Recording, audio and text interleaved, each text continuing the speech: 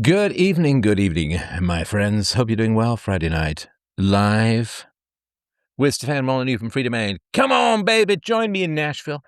Just do it. Look, I'll put a plea out for you as a whole. I think I've spent quite a lot of years in the studio now. It's kind of nice to get back out on the road.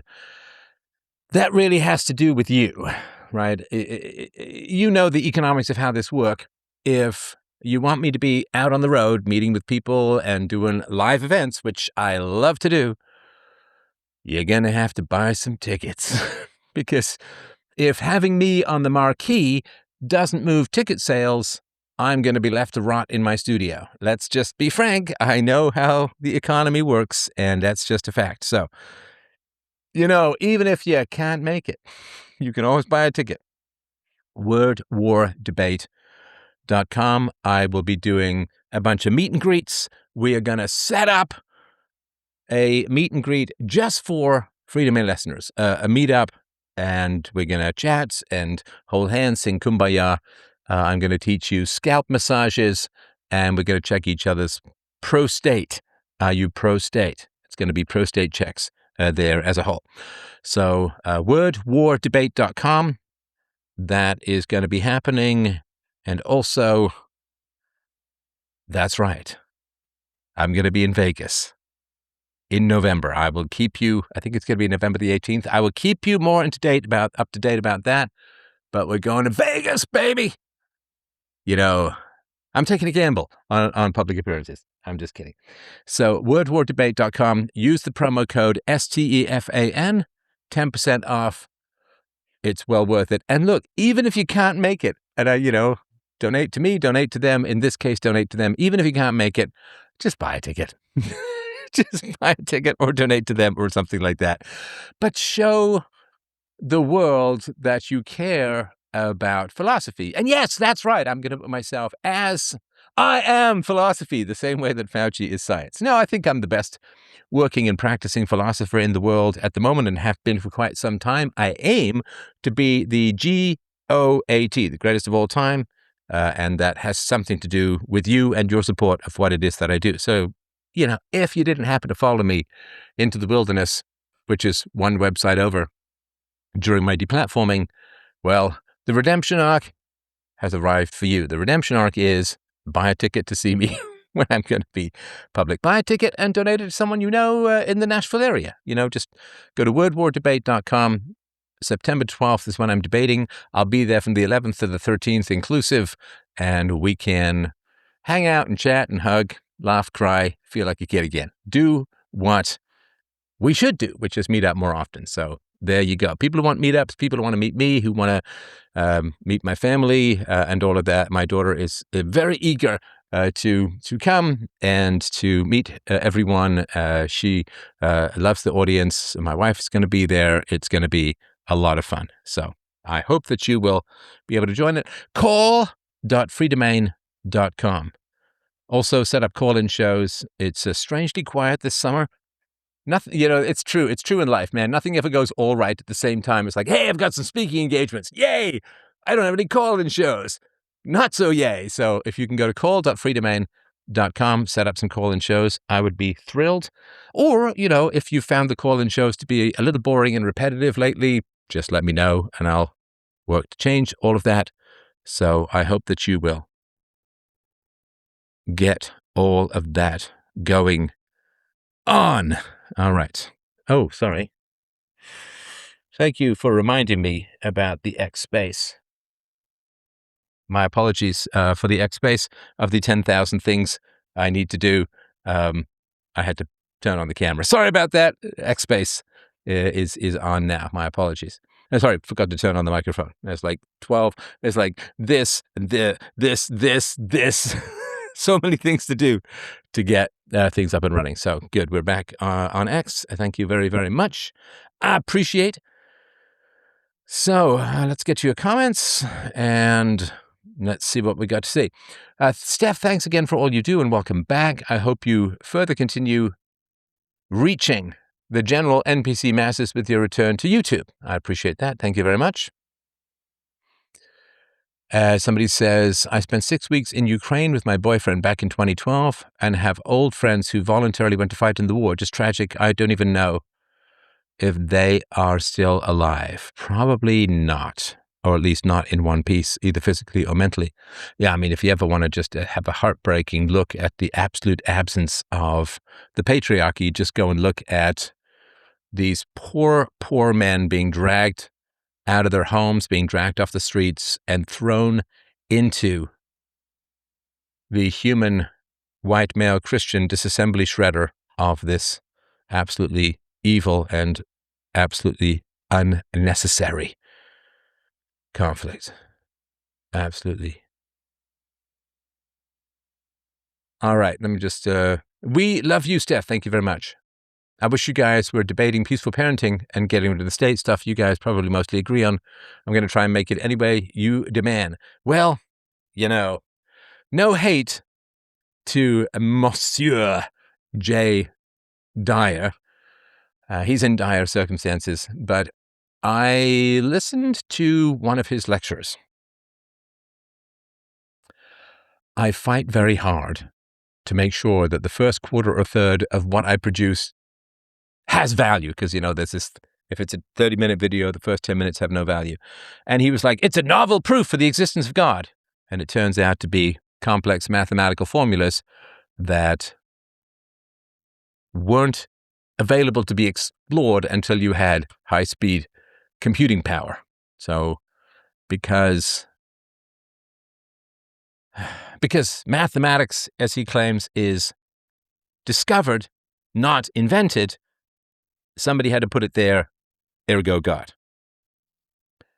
And I will say that there's a lot of tangents. Now, obviously, I'm not king of the single-track, racetrack mindset, but a lot of tangents, and you just at some point need to get to the core syllogisms of the argument, and he did not quite get there.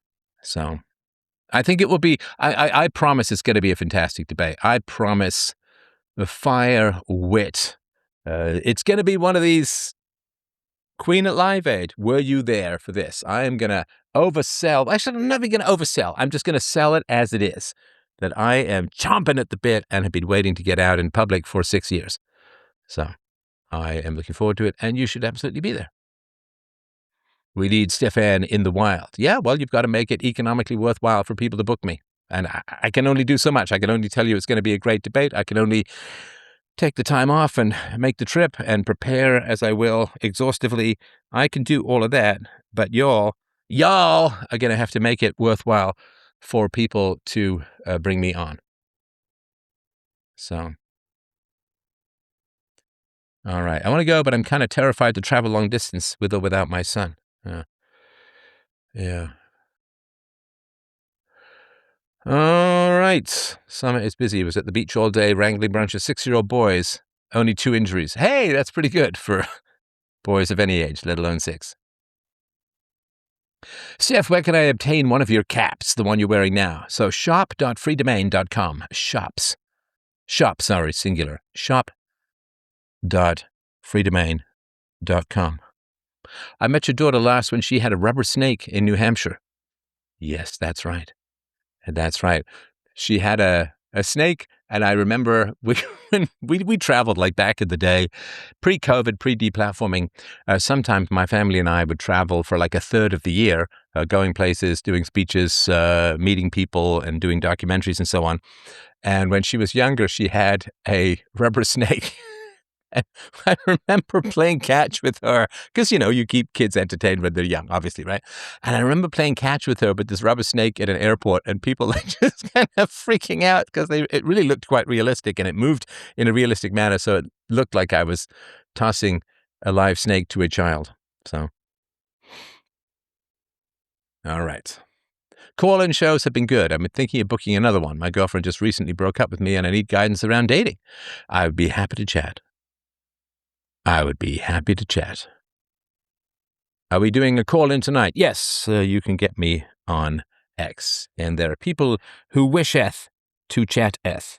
And I will get that underway Tout sweet. Tout sweet. All right. Kayla. Kayla, are you with me, my friend? If you would like to unmute, I'd be happy to hear what's on your mind. Hi, Stefan. Hi, how you doing? Good. How are you? I'm very well, thank you. Great. Thank you for taking my call. I just wanted to give you a little bit of a life update. We had spoken previously last year and talked about my brother and his wife, and he was going to get married to someone that my family did not want him to marry. And after talking with you, I had a conversation with my brother and kind of told him what I was seeing and gave him the information, let him make his own decision. And he did go through and decided to marry her anyways.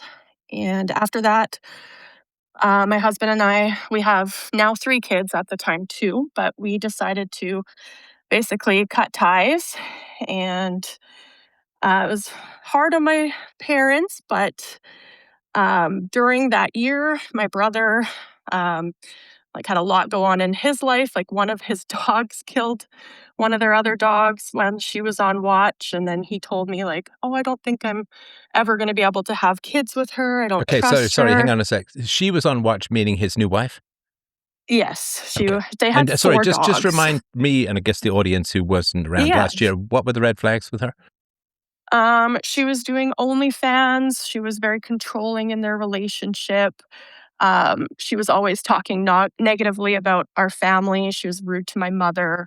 Um, like he had stopped talking to my mom because he took her side over my family's side. And we've always been very close. And she was kind of like pulling him away and isolating him. Wow, okay, yes, I'm starting to remember. And you know, just for those of you who don't know, OnlyFans did not start out as a pornographic site. It was women who transformed it that way based upon their own intentions, perhaps laziness and somewhat greed, but it didn't start out that way. So, okay, so his wife was in charge of their dogs. One dog killed another, and he's concerned that he might not be able to have children with her because she's not safe as a manager. Yeah, basically. And then, like Oh, but 6 wait. Oh, months. but wait. I'm Oh, so sorry. sorry. I apologize for interrupting Yeah, because I know sorry. it's your story.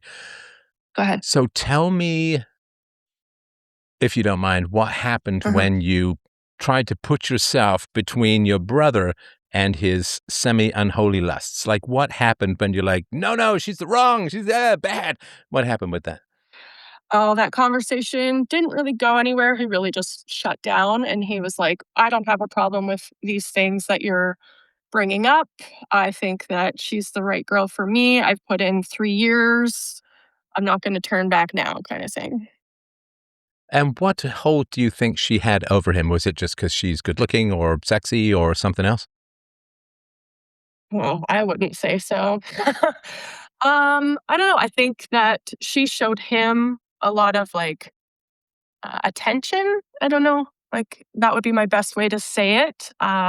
She was always trying to do things. Like recognize the small things. Like if he would really like this one thing, she would go out of her way to buy him a bunch of stuff that had to do with that. And she would like get a tattoo for him, and she would like print sexy photos of her and put them up around the house. Like I don't know.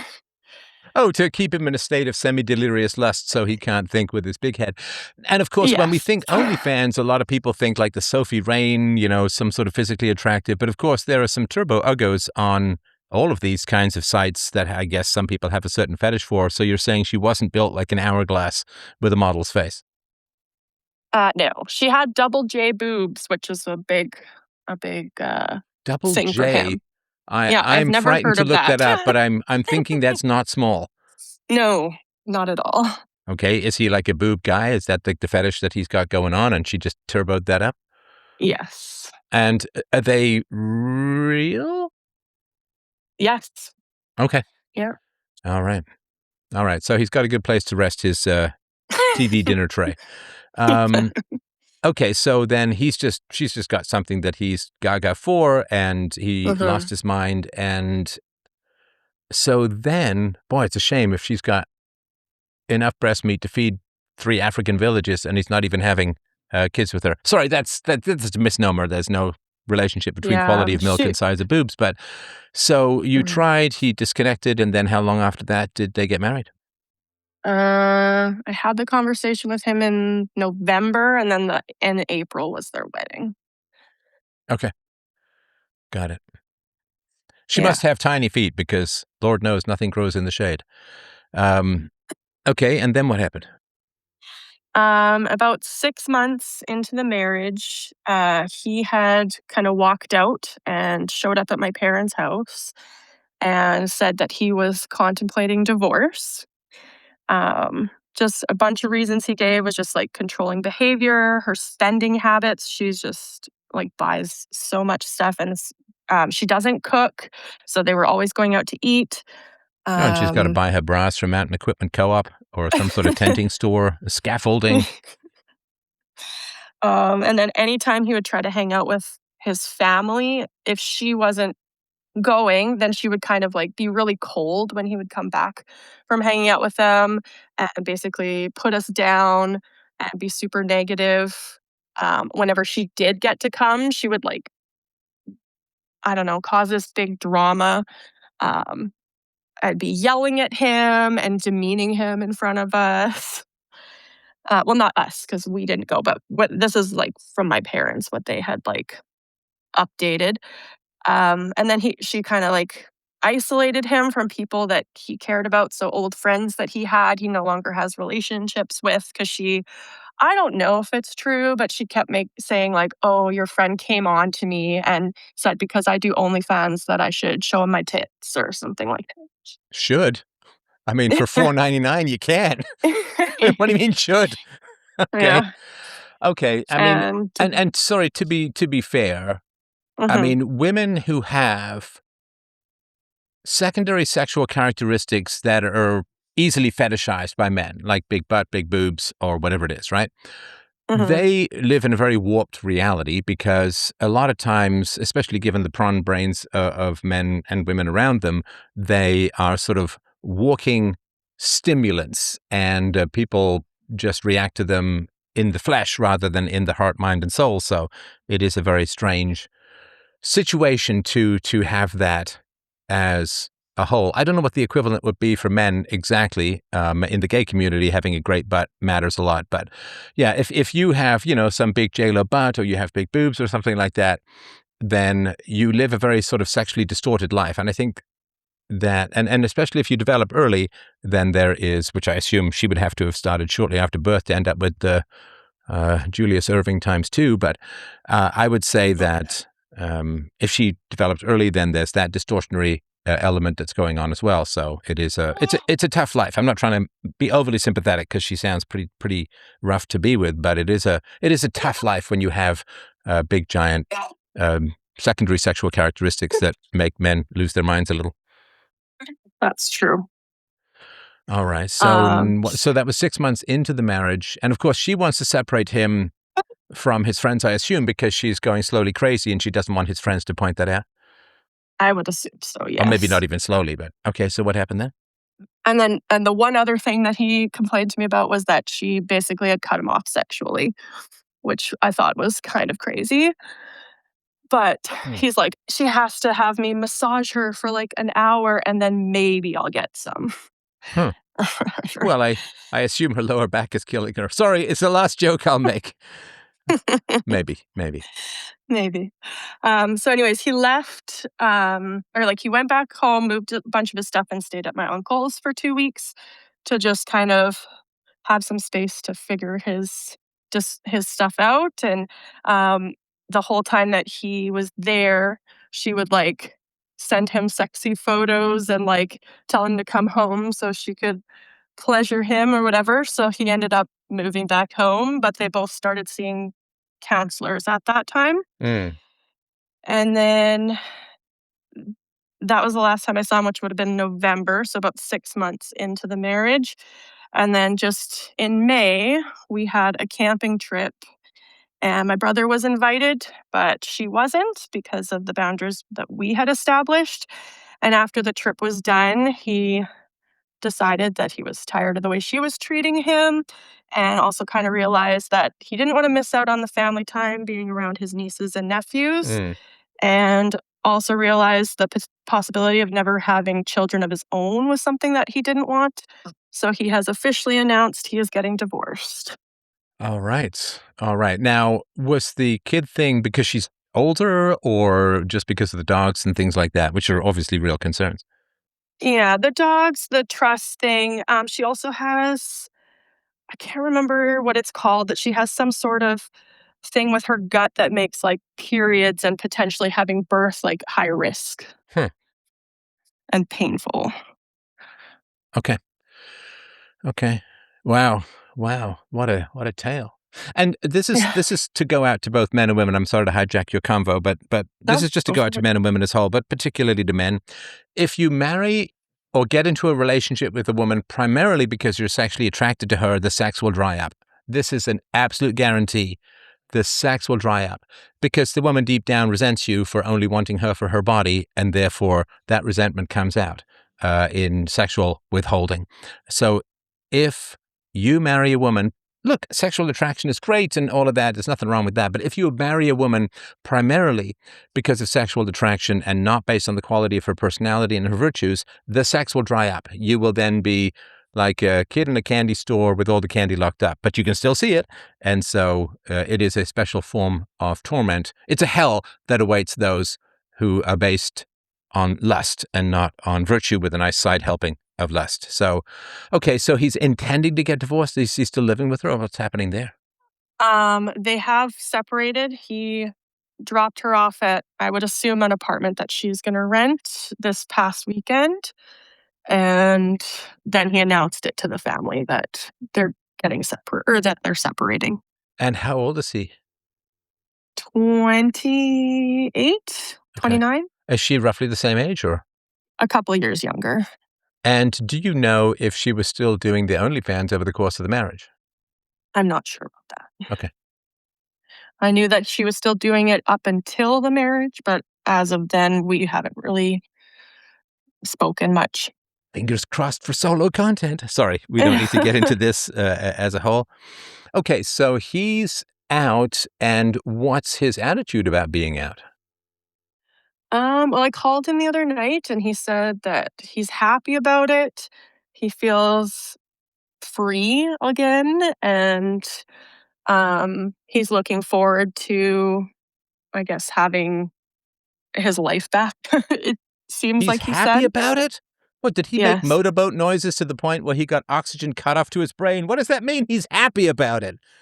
Well, he's not a man of many words, so the most that I could get out of him was that, like, he's, like, financially, he's probably gonna be better off this way. Although, like, he didn't say it, but I feel like he's a little nervous to try to go back into dating, and, like, he's not a very social person, so I just I don't know what's gonna happen. Like, he plays D&D once a week on with his friends online or whatever, and that's about the extent of his social life. He just goes to work and comes home and does that otherwise. So, I'm like, I don't know. He didn't say anything about, like, other than, "I'm just happy she's gone, and I'm gonna try to move forward from here."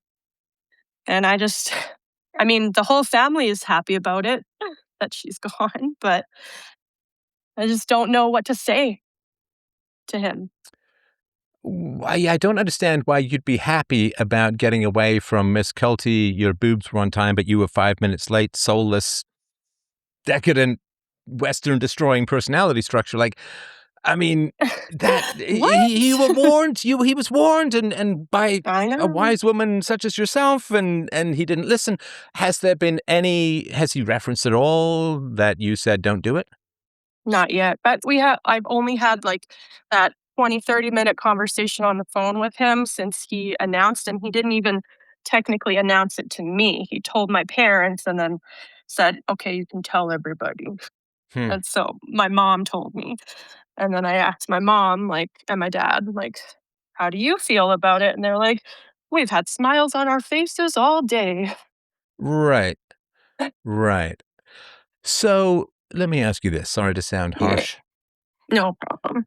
Is he a man of few words because he doesn't know many? Yeah, I don't know. Like, he seems to me the kind of person who's book smart, but not street smart, if that makes sense. Like, he got all such straight A's in school. He's got a good job, but like anything else is just video games and stuff like that. Like, I don't know. Right. Do you know where this susceptibility to a fairly significant sin called lust might come from? Mm, well, I mean, like, I know that he has watched porn for years and whatever, but I don't know more so than that. What? Because my other siblings are not that way. Hmm. Where is he in the birth order? He's third, and I'm the oldest with of four kids, and the three younger are all boys. And does he have a close relationship with his brothers as well, or just you? Uh, we say we have a close relationship, but we don't call each other every month even. Like, it's like we see each other at the holidays. We were close growing up, but when everybody kinda got jobs and moved away from home, I think I'm really the only one that's kind of attempted to stay in contact with everyone myself, and then they were playing D&D, the three of them, once in a while, but then the oldest brother lost his job, and, ever since he's been trying to figure out his life, they stopped playing, so I Yeah, don't know because normally what. if you lose your job, there's a little bit more time for extracurricular activities. Well, he lost his house and his job and Oh, was living in his car, so he didn't have anything at that so he's a point. ranger. Okay, got it. A road ranger. Okay, so with regards to your brother, Mr. Mr. Milk, um, is there something that he views as significantly negative about himself, like his appearance, his personality, or something? I would say that would probably be it. Like, he kind of feels he doesn't have a lot to offer other than, like, making money, I guess. Okay. So Yeah, what like, is there anything physically? Is he tall, gangly, funny looking, bold, fat? Is there something about his appearance that you think might be weighing down his self-respect? currently, yes, like, um, the overweight thing, but, like, I don't know, back in his prime, like, he's a good-looking guy. He's, like, over 6 feet tall. He's got a beard, he's muscly, like, when him and I used to go to the gym together, like, he was looking good, and then he just has been prey to the fast food and unhealthy eating and the sitting around all night at home watching TV and playing video games kinda life and not kept up with himself. Well, how much did his and I gotta tell you, I really, really have very little patience for people who are good looking and destroy their looks. That is Mhm, like taking a hammer to a beautiful statue. Especially being good looking, being tall, muscly, handsome face, and so on. I mean, I'm sure you've mhm, seen these videos. Like, there are so many people who are really attractive if they just weren't lazy, slope shouldered, depressed, and fat. And I have sympathy for all of those mhm, conditions, but, we are given these absolutely beautiful, amazing bodies, and they don't demand that much of us. They don't mm, demand that you've got to do Pilates and Alexander technique for 3 hours a day. They don't demand that much. Hour and a half, 2 hours of exercise, some brisk walking, just don't eat like a pig. Like, the bodies are not insane in their demands at all. It's like, we'll take care of you. All of the organs, your bones, just, we'll take care of you. Just move us around a little bit and don't stuff us to the gills. Don't eat like a hippo. That's all. And they really, your body wants to help you. It wants to do good things for you. It wants to keep you alive. It wants to keep you healthy. It wants to keep you fit. It wants to serve you. You just have to not pound it down with laziness and excess food and just move it a little. I mean, I'm not some big muscle guy, but I'll move around and I'll, do my bit to try and, hey, we'll work together. You keep me alive and I'll keep you moving. And seems like a pretty good deal as a whole. Mhm. So when did he start this absolutely tragic, self-sabotaging fall from grace? Oh, it was a it was before he had met her, so I wanna say 5 or 6 years ago. And she was, like, overweight and not healthy lifestyle as well, so they Okay. kinda D just did d that together. Sorry, Double J. I assume she I doesn't have know, a wasp lace waist like a Japanese anime I character. know, I get that. I know. Did his belly get to Double J as well, or I know, I wouldn't say it's that horrible. He's probably packed on an extra, like, 50 pounds, but I wouldn't say it's like I've seen way worse. We'll just say PB&J that. on the way to Double J? Yeah, because Eh, sometimes if a woman is insecure, she'll overfeed and undermove her man so that then he gets tired, fat, sluggish, unappealing, and she doesn't have to compete with other women. So one of the ways that somebody's in a toxic relationship is they get fat and lose their looks. And it's also hugely disrespectful to your partner because you should try Mhm. and at least to some degree hang on to your looks. I mean, I'd be 60 next month, so I'm hanging on like like grim death in a way. But you really, really have to hang on to your looks because if you're a monopoly provider of services such as sex and physical attraction and lust and all of that, which is what monogamy is, then if you're a monopoly provider, you better do a good job as best you can of keeping yourself relatively healthy and relatively fit. And so it's terrible. Now, when he started, did he gain the weight quickly or was it just like that deadly pound a month kind of thing or? Yeah, it was just gradual from what I saw. Like, he stopped going to the gym. He had moved away from all his family to go work, like, 3 hours away from where my parents are, which is 6 hours away from where I am, and so he didn't really know anybody, and so he kinda just, I don't know, stopped going out and doing stuff. Mm, huh.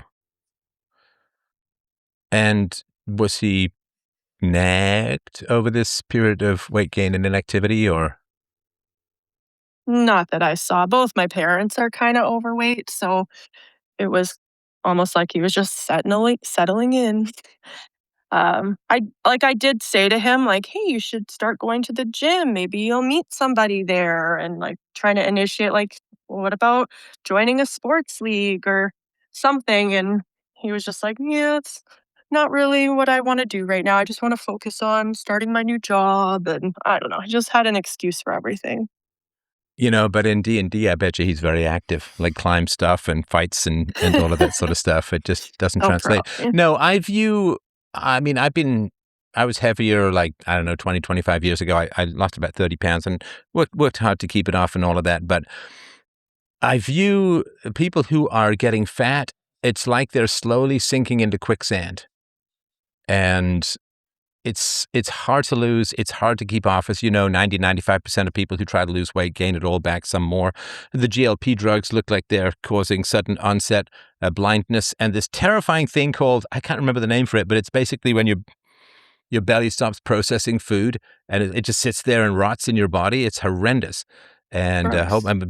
bone loss. I was, muscle loss, and like, it's not like, oh, my biceps are a little smaller. It's like heart muscle, things like that, where people are experiencing, 20 years of muscle loss over the course of a year or two on these horrendous drugs. I think there's a $2 billion lawsuit that's floating around this kind of stuff. So it looks like, yep, that's just another one of these. Hey, you can get something for free. No, you can't.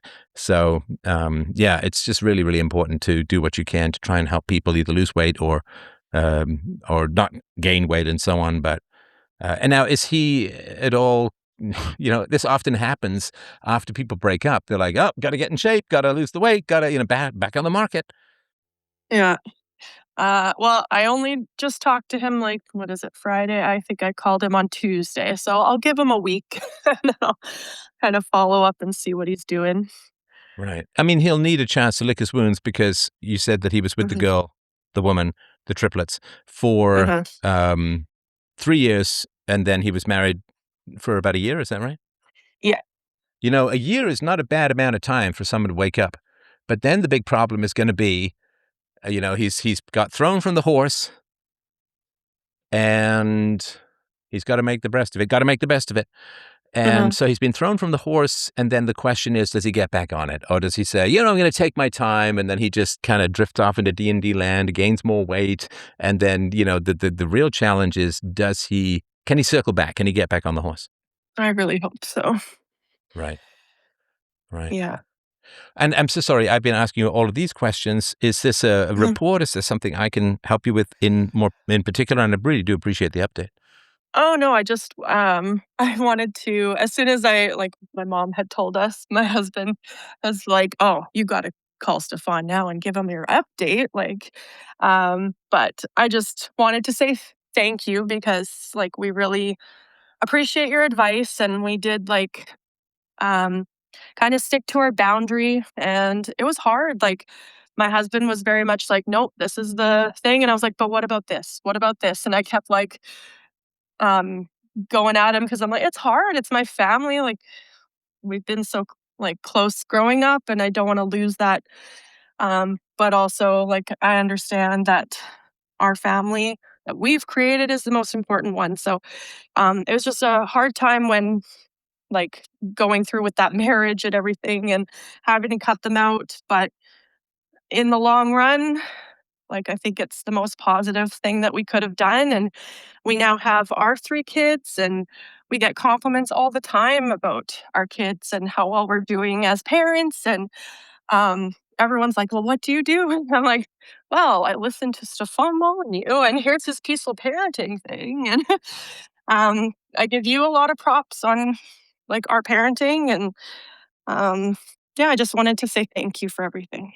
You are very welcome, and I'm sorry I forgot to. I mean, I gave you a thumbs up, but I didn't want to interrupt, and I forgot to add my additional massive big hugs and congratulations on the third addition to your family. That is a beautiful, wonderful thing, and massive props and congratulations to everyone involved, and so on. I mean, I understand that your husband did most of the work as a husband. I understand that, but you were there too, and you Mhm. count as well. So Thanks. now, there's just one last question I have for you. Sure.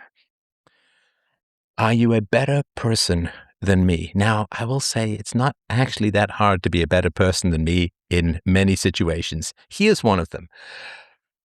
I'm going to ask you if you're a better person than me in the context of the desperate need or desire to say, I told you so. I'm not gonna say it to him, but but my husband and I have said it to each other. Okay. So yes, you are a better. I don't think I could resist. The victory lap is what I live for, and suck it, person who was wrong. I triumph. I'm not saying it's good, and so you are a better person than me if that's the right thing to do, and I appreciate that, and I will attempt to learn from your good instruction and do the right thing. Should I? Because it happens to me I don't quite a bit, right? Hey, I can't say England, the this same thing immigration for might my not work out too husband. well. Sorry, go ahead. I can't say the same thing for my husband. I think if we're all having drinks around the fire one night, he might say something. Right, right, right, right. But, Well, for me, I'm I am just happy that we're at this point, and I'm just gonna take the quiet win. yeah, I mean, it may be worth trying to figure out sort of the most dangerous thing around for a while was the J&J vaccine, not the J&J boob fest. So it might be worth trying to dig in and figure out, if it's prawn brain or something like that. Is there something that is causing him to flow or be susceptible to this kind of thing? Because, if people don't figure out their weaknesses, they just keep getting exploited. So it may be worth Yeah. at some point. But that probably will mean not saying "I told you so," which is why I'll leave it in your hands. Of course, he's welcome to call me as well if there's anything I can do. I I can probably get to it. suggested it. Yeah, yeah. Okay. Well, listen, I appreciate the call, and it is good to know that he has dug his way out of the infinite Grand Canyon of cleavage doom. So that's great to hear. And let us get to the next caller. Town change. Interesting name. And if you want to unmute, I'm happy to hear your thoughts. Hello, can you hear me? Yes, go ahead. Oh yeah, hi Steph. I've been listening to you on and off for many years. The reason why I'm calling, I love your teardown of the very difficult character in the "I get angry at the caller" video. I thought that was fantastic. Thank you. The way that yeah, you basically just teared him down. Um, but I have a brother. I have a younger brother that's very similar to that. Um, anyway, so what I wanted to, I'm 51. Based in the UK, London. What I wanted to ask is, have I reached my maximum potential? I'm a software developer, just a senior developer. I know you ran a development company in your past. So I'm still just a senior developer. I've got no kids. I'm in a sexless relationship, and we've been Sorry, did together you say a 6-year relationship? a sexless relationship Okay, well, that would certainly explain the no kids, but go on. for about 4 or 5 years. And we've been together for over 15 years, maybe 16 years. I did put some weight on for the last couple of years, but I'm losing it now. How much weight? Uh, I reckon Don't in give me stone. kilograms. Don't give me stone, man. Don't give me No, no, no, hobbit sounds. no, kilograms. So my weight should be around 75 kilograms. Like if I'm super slim, I went up to 95. Okay, got it. Yeah, but now I'm getting back down to say 88 Okay. kilograms. So I mean, obviously, I know that's I've listened to your show a lot, so I know that's probably the reason why. Sorry, what's And the probably reason other why? because I look vulgar to women. Yeah, Oh, so are I you put saying, weight on. sorry, are you saying that the sexless aspect of your relationship grew with the size of your belly and butt? I think so. Yeah. Okay, got it. And then I'm also a virtuoso electric jazz bassist. I had a whole career as a I say career. I mean I didn't earn any money. Um, but I lived in Paris, played in the jazz scene there. I was a virtual electric jazz bassist and double bass player. But I switched to software development because obviously, it pays the bills. Yep. So, I've got no kids. I'm in this successful relationship. And, I'm now 51 and I want to get some advice about how can I progress. For example, I'd like to become a CTO, like you were, you were managing your own company. I'd like to progress to that, you know, the next tier. But is it a character flaw? Do I have the tools in my character to do that, or you know, is there something missing, or something I need to work on? To How old is your partner? Is she your wife? no, no, she's 55. No, she's 54, but she looks 15 years younger than Or it doesn't really me. matter if you're not having any sex. It doesn't matter how she looks. That's just a good painting to a blind man. All right. Yeah, Okay. So, and you've been with her, you said, from your mid late 30s to now, right? to mid-30s. Yeah, Mid 30s. So when you met her, she was 40. yeah, she was older than me. Yeah, Okay. obviously, yeah. And why did you not have any children before you met her? I mean, you had almost 20 years. Yeah, because I was a jazz musician. I don't know if if you've met other jazz musicians. It is a lonely, hard life. There's no money. It's a sacrifice in terms of study. You have to put so much effort into study. You have to. It's like being, for example, a rocket scientist, except there's no reward. Because it's so difficult to kind of attain success as a jazz musician. You have to put so much into it, but there's very little reward, and also there's a lot of competition as well. So I devoted myself to music, and that was a bad mistake. Okay. I should have just. I had obvious talent as a musician. I should have just played music as a hobby, but instead I tried to amongst probably tens of thousands of other people tried to attain success in that field. it's so difficult. There's so few musicians that attain any success or notoriety.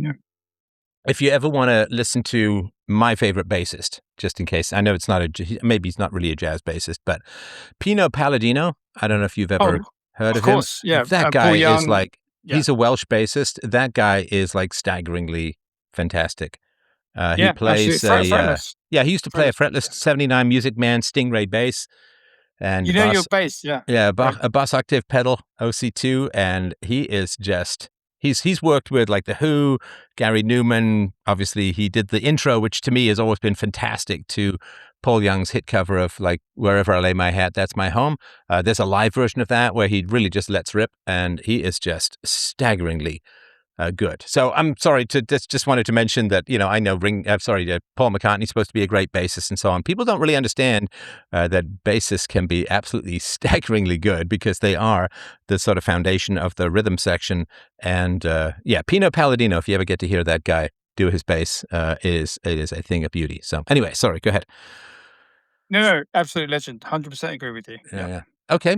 So you spent how long working as a bassist in a jazz band? Well, it was, so as a bass player, you're going to be doing tutoring. You might teach, in a college. You might, private lessons. You might teach in a private academy. Then you do gigs in the evening to various jazz clubs. You might do, tours, function gigs. It's a whole roster. It's a whole, you know, You stitch together um, the money from a various number of disparate incomes, right? yeah, It's like a but Franken paycheck or something. yeah, and some musicians kind of make it work for them because they stay localized and they can kind of build a whole network. But if you're in a capital city, it's a lot harder because there's a lot more competition. And did you, the only advice I can ever give to people in the music industry is write, write, write, write, write, write, write. It's almost impossible to make a good living just as a musician unless you happen to be staggeringly talented. Like, people forget that the guitarist for Led Zeppelin spent many, many years as a session guitarist before he started Led Zeppelin. And you have to write. You just have to write. It's very hard to make any kind of music money in the music industry, even if you're a great singer. Like, I've talked to a bunch of producers over the years, and they're like, "Oh yeah, great singers are a dime a dozen." But someone who can write a hook, somebody who can write a melody that has people humming their way out of the music store, those people are incredibly rare. So yeah, just write, write, write, write, write. Did you ever get into writing? Did you ever take that as an approach? No, and exactly. And I tried to go the other route where just trying to be a virtuoso musician, just trying to be the top of the top. Again, it's like being an athlete. You got to be the top of the top, and there's so many people trying to obtain that kind of level. And I was in the kind of competition when this is before Instagram, before all of this. You had to be you had to move to the city. So I chose Paris. You could have moved to New York, or Tokyo. You had to be in a capital city, and you had to go, you know, um, network in the jazz scene in that capital city, and then you had to go to the jazz jams, and you had to go there and just be the best, and that was what all my energy was put into, just practicing, and then so I used to play double bass, practice for 4 hours on the double bass, then practice for 3 4 hours on the electric bass, then go to the jazz clubs. That would be my, not every day, depending on what worked, but it's like being an athlete. Right. Okay. Dedication. So are you saying that you couldn't settle into a proper relationship, so to speak, because of the jazz life? I think so. Yeah. I mean, I did have a French friend at the time. She had a few issues. She was bulimic. And that, I don't know, if you've been with a bulimic woman, but that is an insane relationship. And so, yeah, that, that was never going to work. And I was with her for a couple of years, So what's and insane about dating a bulimic? because she was a great character. She was a lovely person, but all of a sudden they get this impulsive kind of, so how to explain? They get this. where they've got to eat. They've got to eat, and what they do is they don't want to eat, so they start kind of Oh, no, I you know know. Yeah, they binge purge. So I understand the bulimic thing, but what was yeah. crazy about, is it because she kept it secret? She kept it hidden? There was this subversion of furtiveness? No, it's more how they would how she would kind of she would start getting jealous, and very Oh, possessive, and then paranoid, and it would be constant, and then it would get jealous. physical. Did she know you were a bass player? I'm sorry, I don't mean to laugh. Uh, Someone's I, going to steal you away. It's like, they're really not. I'm a bass player. Steph, here's a joke. What do you call a homeless? No, it's something like What what do do you you? call a drummer without a girlfriend? Homeless. Yeah, that's the bass player. Yeah, that's the Yeah, yeah. bass player. That's what I was going to say. Anyway, so I had a glass of wine. I screwed that up. Anyway, what it does, she would build up, and it would get aggressive, and she would get physically violent, and So why were you in a relationship with a violent woman with severe mental health issues? I mean, was she just really pretty? Are you is this the theme? Is stomach issues and lust? Is this the theme for tonight? Is it lust? Because you mentioned how, oh, my girlfriend's older, but she looks 15 years younger. And it's like, is this just a lust thing for no, you? no. It was great. She was a lovely character, lovely soul, No, no, but no. Don't give me this sentimental nonsense. She was violent and also had severe mental health issues and pathologically jealous and possessive. So don't give me this lovely soul nonsense. I'm not saying there was nothing good about her, but you can't give me that level of violent dysfunction and then say, oh, no, but a lovely person. no. That's the thing, and even everyone that met her would think the same thing. If you met her, you would say, "Really nice, lovely girl," lovely Well, woman. don't tell me what I'm a pretty good judge when I meet people. I'm not perfect and all How can that. you say? Yeah, Yeah. no. I know Maybe I'm you're a not the really good best woman. guy Yeah. to throw that challenge at, but what was it that was I'm so naive. appealing I'm about naive. her? Yeah. Yeah. I mean, obviously looks, but also not. I mean, I wouldn't say like 10 out of 10, but it was a very great personality. No, But no, it was. no. She can't have a great personality and be jealous, possessive, mentally self-destructive, and violent. This is a strange thing, Steph. It It's would really only not. happen. It's really not. This is just you with your balls talking. But sorry, go ahead. No, you're probably right. No, you put it like that. You're probably I right. mean, he But it was would a only. serial killer, but was lovely to his mother on Sundays. And it's like, no, Yes. no, this I'm not gonna give this mystery complexity of personality. She tortured cats, but was a lovely person. It's like, no, if she's physically violent, emotionally self-destructive, jealous and Yeah. possessive and aggressive, I'm not gonna let you mix in a whole bunch of sweetness and sunshine into that black mix. Yeah, but this is a strange thing. This is why I hanged around, because it would only happen about 3 days a month. The rest of the What do you mean, time, right before her period? I'm not. I don't know. It would happen 3 days a month, Right. and the rest of the time she would be super nice. Well, but did she? I mean, she didn't have two personalities. She must have known that she was very destructive for 10% of the time. Yeah, I mean, she ended up in a institution, for 6 months. Well, of course she did. She was dating a jazz bassist. So Yeah, she wait. So she ended up. This is after a couple of years. You guys were together. She ended up institutionalized. yeah, and then But wait. But why was she institutionalized? because of the bulimia, No, no, I get that. But I mean, it must Yeah. have escalated or gotten to some physically dangerous level. No, no, no. It never got to a dangerous place. It was Well, just, then why was she institutionalized? Something had to have changed. I think it was to cure her of her bulimia. Oh, so she voluntarily went into like a rehab center. Is it something like that? You know what? I would say yes, but I can't remember. My memory is foggy, and also the language barrier as well. At the time, but Oh, I you would had a assume, language yeah. barrier with the Well, bulimic woman. she spoke English. I didn't. My French is terrible. Okay, got it. Got it. All right. So, because if she's involuntarily committed, it's because she poses, usually, I don't know for sure in France, but it's usually because she poses an imminent danger to herself or to others. And that No, means there's an escalation of some kind. it would have been voluntary. I think it would definitely be voluntary. She wasn't dangerous at all. Absolutely not. No, but she was violent, and she also was binge purging, which is dangerous to herself, right? It's bad on the teeth enamel, Yeah, it's bad on the throat, it's bad on the esophagus, it's bad on the system as a whole, right? absolutely. Yeah, she had issues with her teeth. She had Sure. like teeth at the back out, had fallen out. I remember her teeth at the front were stained. Well, that Yeah, means I mean, it's a probably it's terrible more than disease. bulimia for 3 days a month. Then it probably was more of a continuous thing that maybe she hid from you.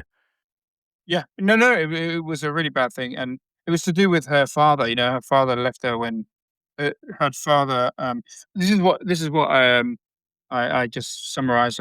Maybe her father had left her when she was very young, and I read somewhere that this could be an issue with this can cause bulimia in daughters. Well, yeah, there are genetic elements to eating disorders as well. They run in the families even without necessarily a lot of trauma. But okay, so you dated her for a while, and how did you Yeah. get to your mid? When did you give up the base work, or at least that So anyway, full time thing? yes. So I started to get to mid-30s, and I thought, I can't stay in Paris playing jazz. I need to, I started to, when you probably haven't had this because you're quite successful around that, No, I probably was I around was that in age. the art world and the acting world and the world of Oh, oh, academics, and then I was like, man, I gotta get a paycheck, man. So that's okay, when I started working yes, in tech. this is it, exactly the same. So I used to get not the horrors, but I used to kind of wake up at night thinking, oh my god, I've got to do something with my life. I started feeling guilty, and I started to get stressed. When I was And did you sleeping. want kids?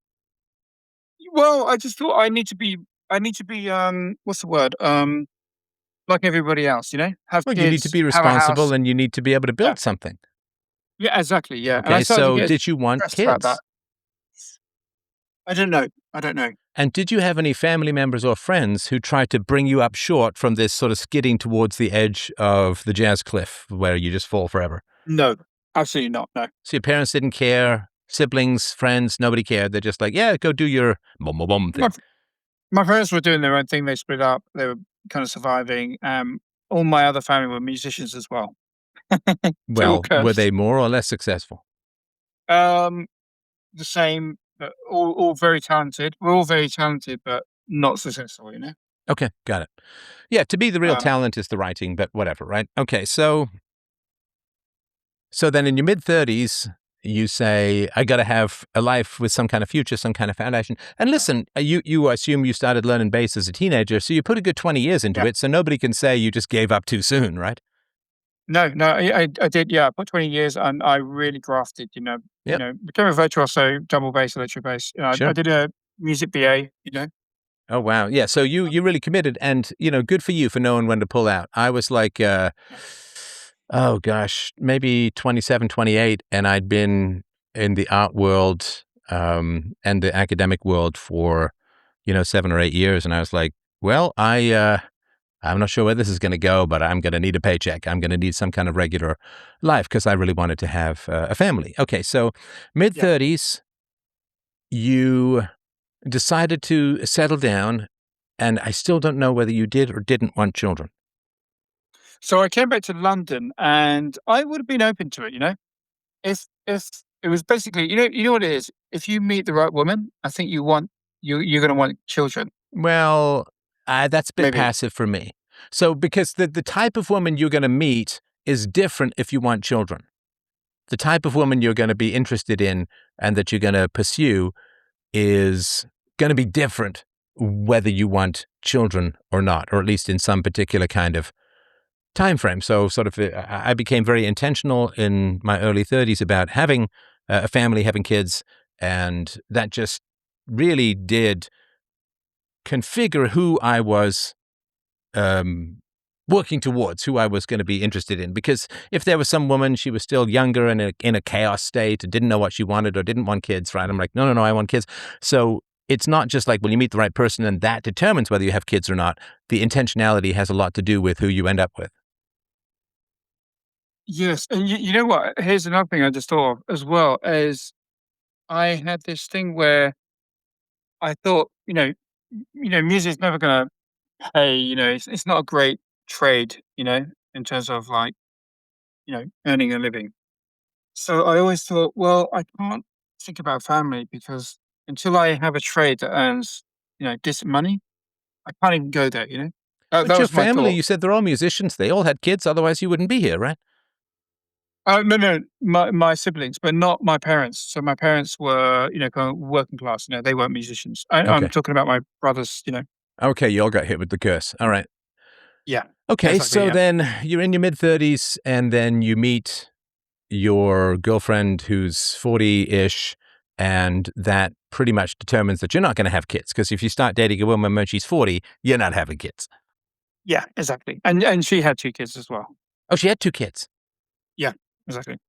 You married a 40-year-old, or you got together with a 40-year-old single mom? Yep. But why? Steph, you weren't around.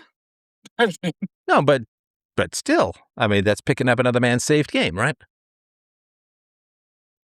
Yeah, I mean, I looked at my options, and when I was 35, the way I looked at it, I was a failed jazz musician, right?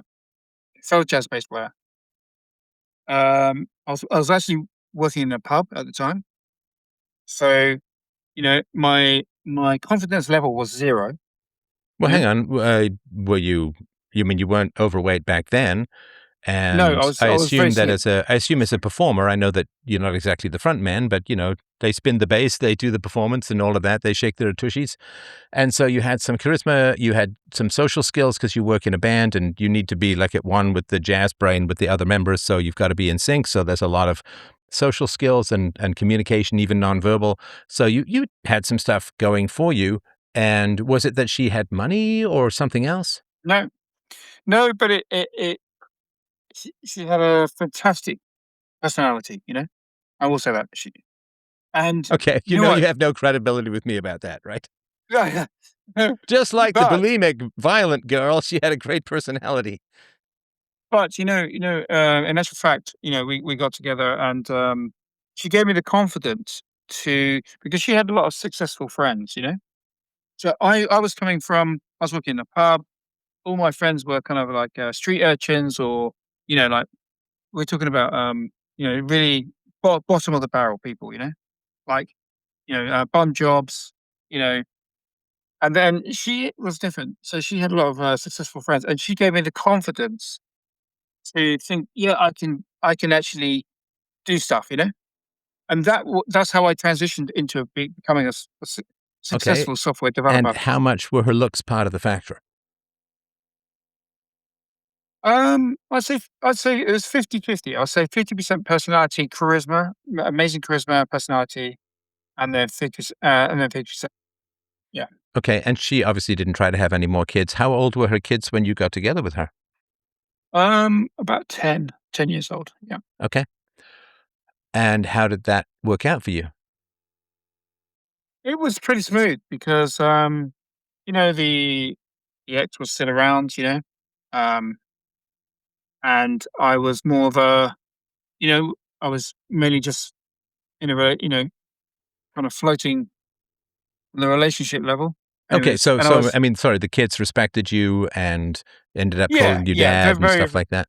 no, no, not at all. I was just like, more of a friend. Okay, got it. I never tried to replace, and didn't do the dad thing. No, not at Okay, all. and then sorry to fast forward you, but did she have health issues 4 years ago that the relationship became sexless, or what happened? No, I think, I put weight on around that time. No, but she, Uh, if she's lusty, Maybe hang even on, hang before. on, hang on. So if she's lusty for you, you don't just put on weight in a relationship, right? Your partner Yeah, yeah. says, "Hey, You're listen, you're right. You're putting right. on weight," and right, so you're like, "Oh, sorry, I'll Yes, you fix got it it. and all You that," got it. right? No, no, Steph, you got it. 100%. Actually, it happened a long time before that. It started to die down pretty, not early, but not. I mean, maybe 2-3 years into the relationship, it really started to die down. And I was still very slim then. Yeah. Okay, so 2, 3 years in the relationship, you went from what frequency early on to what frequency couple of years in? Just not. So you have a healthy relationship, both physically, emotionally, and then all of a sudden, probably 2-3 years starts to decline. You know, Okay, so maybe hang on. 50%. And I'm sorry to ask, and don't answer anything you're not comfortable with, but just No, roughly, no, it's fine. was it like a couple of times a week, or once every second day, or once a day, or like whatever, and then it went down to what? Yeah, it was like that, and then it went down to 0. I mean, Well, no, like, you said it declined a couple of very, years in. very yeah, maybe 3, maybe 3 years in, and then it just went down to maybe once a month or once every couple of months, and then it just got worse from there, and then it came years, you know? Okay. And was it something that you were less interested in as well, or just your No. girlfriend? Yeah, yeah, just a partner, yeah. Okay. And I assume that you talked about it with her, and what did she say? We didn't really talk about it, that's the thing, because I then kind of, yeah, I mean, we did talk about it, yeah. We just kinda What do you mean gone, you you know, didn't I talk was about it? I thought she gave you all this confidence and self-assurance and, I yeah, mean, yeah, and it got my career started. That gave me a really my ego boost, and then, and it put me into the soft, because you know what it's like, you got to go and talk to stakeholders. yeah. You need a bit of an ego to do that. I came from when I arrived in London, I had zero ego. I had I had, I couldn't, I wouldn't be able to talk to anybody. I needed somebody to build me up, and she did. She built me up.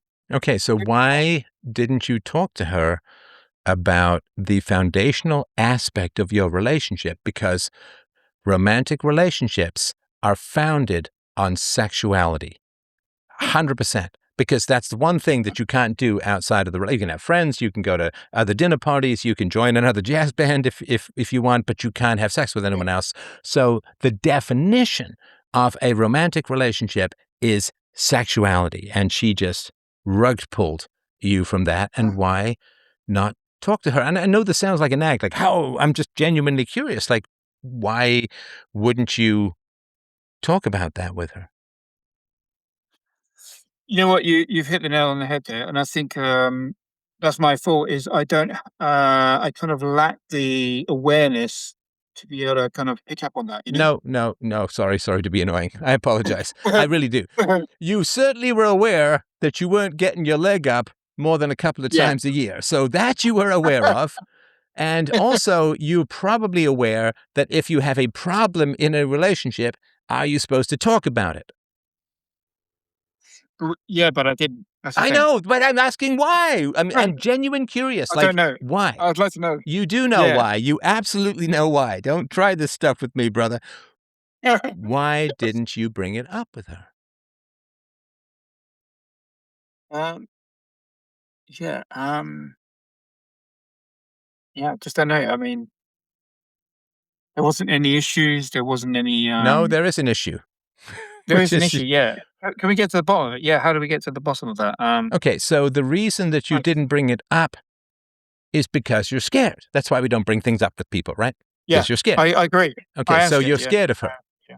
Yeah. I am. Yeah. I Okay, think and so. what were you scared of? And I'm not saying your fear was irrational or anything. I'm just genuinely curious. What were you Um. frightened of with her? Yeah. I think definitely in terms of intimacy, I think I am not. I'm not like 100% comfortable. What? I think that, No, no. What was yeah. my question? Well, you said like normally, What was my you'd be. question? Can you repeat it?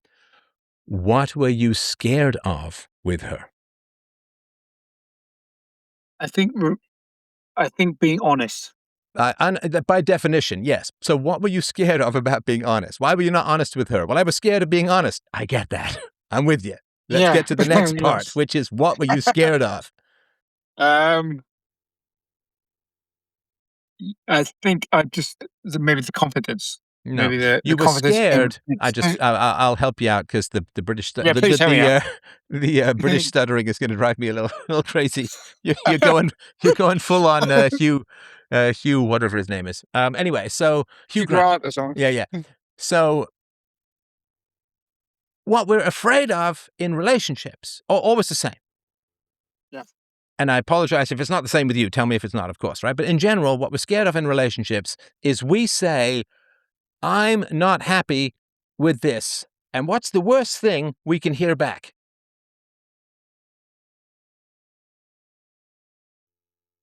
I'm happy with it. I don't care. Oh, I don't care. Yeah, Too yeah, bad. exactly. Yeah. It's fine with me. I don't care that you're unhappy. I'm not going to change anything. Take it or leave it. This is who I am. I don't care that you're unhappy. And that's exactly what it is. Right. 100%. Right. That's how we are now. Okay. Zero. So, No one cares. how are you going to tell me, my friend, that this woman has a lovely, charming, wonderful personality when she isn't sitting down and saying, listen, I know you're a man. I know you have needs. There's something going on for me. I can't provide you what you need. We need to talk about it. I need to get my hormone levels checked. I need to talk to a doctor. I need to talk to a psychologist. I need to figure out what's going on. If she is a good person and a nice person and a moral person, then you don't say to a man, too bad, do without, with regards to sexual activity. Again, health issues aside, like if she's healthy or whatever, you just don't do that. She's healthy, That's yeah. destructive. Yeah, yeah. So she's not that good a person if she just diminishes and cuts you off and doesn't talk to you about it. There's not much communication. Exactly, yeah. There's not much communication. Yeah. In actual Not fact, many it's arrived. orgasms either. All right. Well, I mean, you'll be so how it's arrived is, now she sleeps upstairs in the bedroom. Mhm. For the last year, I've been sleeping downstairs on the fold-up couch You're because sleeping on a fold up couch with an attractive woman in the house who's supposed to be your girlfriend. yeah, because I keep her up.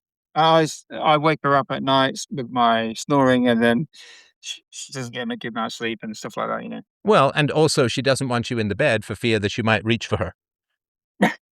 That possibly, yeah. Okay. Did she have a history of any kind of sexual dysfunction that you know of as a child? Was she No, molested or anything like that that you know of? no, nothing. Okay. Do you know if she has any health issues that, I mean, like she's in menopause or something? Does she have any health issues? Not Yes. that menopause is a big health issue, but, it's hormonal change and so on. Yeah, it's definitely that, and, also, she has rheumatism as well, rheumatism arthritis as well. Do you know why? She seems a bit young. Do you know why she has these? Did you have repetitive strain or something like that? I think it's just a maybe genetic. I don't know why. I don't Okay. know why. All right. But that wasn't the case a couple of years into the relationship when she No, was in her early 40s, right? exactly. Yeah. Okay. So there's not much communication, there's no No. sex, and there's no love. Because when you love someone, you want No. what's best for them. And you talk about it. If you can't provide what's best for them, you talk about it and figure out how it could be provided or how you could figure out how to solve that issue, right? Mhm. But So there is one thing. There go is ahead. one thing though. I think it's financial because I mean, obviously, you know what it's like to get a house in London. It's very expensive. You know, so the mortgage payments.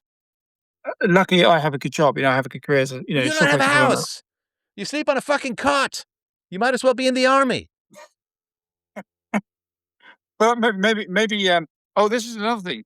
Maybe I'm in training because maybe we're all going to be conscripted go and Yeah, fight in probably the not at 55. Although I would imagine you have a fair amount 51, of pent-up 50, hostility from not having had sex in half a decade. 51. But who knows? They're putting this concept in the zeitgeist that conscription, to go and No, I fight get in that, but the let's not focus on conscription. Let's focus on you. yeah. So, where is the love? Where's the communication? Where's the connection? Or are you just roommates? We're just, I think, we're just basically roommates now. Okay, so I start think, dating. yeah. You know what? I think that may be the course of action. I mean, you'll have to You know? move out because it's too weird to bring a girlfriend home to your girlfriend. No, yeah, absolutely, absolutely. And we haven't actually we haven't even talked about that. We talked about selling the house, and um, yeah, because Sorry, and when what? we have And an split. argument, Sorry, hang on. You talked about selling the house and what? Like splitting up? yeah, because we're not married, and when we have an argument, sometimes we'll end up in that route. Oh, so like after 15 years together, you're still talking about breakups? Yeah, and it's funny because my dad, he always said, if you could spend 15 years with a woman, you can shake your hand, pat yourself on the back. And so I always thought 15 years was the lifespan of a You relationship. can shake your hand and pat yourself on the back if you can spend 15 years with a woman. Yeah, that's But what you my haven't spent one of my 15 years with a woman. You've spent a couple of years with a girlfriend and then 13 years or 12 years as a roommate. yeah. So Steph, do you think I should just like move on? Do you think I should just Move on from yeah. what? Yeah. What do you have? You don't talk. You don't fuck. You don't communicate. You don't love each other. Yep. You're sleeping on a Great. cot. You fight. You talk about breaking up. What have you got? I don't know. No, don't So, laugh. This is tragic. yeah, yeah. And what sort of example are you given to her kids? Well, I mean, obviously they've moved out. No, I get that. So- I know that they're in their mid-20s now. I can do the math. I get that. Yeah. But why did you settle? And this sounds like an insult. I don't mean it that way. It's a genuine No, no. question of Be curiosity. brutally Why do you honest. settle for scraps? Why is it like, oh, That's a something great fell off the question. table. I'll eat it. That's good. Good, great. I can live on that. I think it's going back to being a musician. Not having the financial, like stability and stuff is it really hits No, your but you kind of have financial confidence. stability now. Yeah, now but then, now I have the stability, but also I started late because I transitioned into, software No, development. I I, understand all of I that. I understand all of you that. know, But you're not going far back yields like enough. Hang on. So, how old were you when your parents separated? 15. Huh. So your parents were together for 15 years, and now you're thinking 15 years and I'm done. Maybe, You maybe. know, these are not coincidences, brother. These are not Yeah, coincidences. no, no. And you know what happened? It was quite tragic because me and my brother, who's also a great musician, we were homeless at 16, so we had to basically live. We were hand to mouth at 16 to about 18. Just living in. We even ended up in a night shelter at one point. Yeah, So yeah. we came from rags to riches. We Sorry, but sorry, hang sorry. on. Just the fact that your parents split up, how did that end up with you being homeless? And I'm really sorry about that, of course. It all happened in the 90s in England. We had a recession. And my a lot of people over borrowed. I think the recession was actually triggered by George Soros. If you go back and look at this, but anyway, side fact. My father had basically borrowed a lot of money for his business, and then the interest rates went right up, and so he went bankrupt. So house got repossessed, and that's why we ended up homeless. Well, hang on. How do you end up homeless? I mean, did your mother not work? She had no income. Is that right? Well, what happened was my dad was working in Germany at the time. So my dad worked in the construction industry, and a lot of the construction workers in the UK, they migrated over to Germany because Germany was doing pretty good.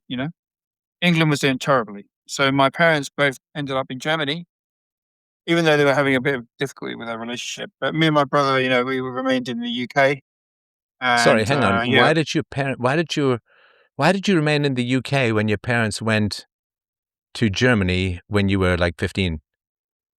Well, we were 16. I think we were just transitioning to 16. So legally, we were allowed to live on our own in the UK because we were Okay. 16. You know? And the reason why is my parents were having relationship issues, and they wanted to sort that out in Germany, and with a younger brother. Okay, so And so, hang on, where was your money coming from? yeah, you at 16, you can go on there. We had benefits. We just signed on Yeah, you the get dole. student welfare or And you whatever. had Did your parents send you any money? no, because I mean, at the time it was pretty. The money was really tight. But for my father, back in Germany. Well, Uh, I get all of that, but they left you in England.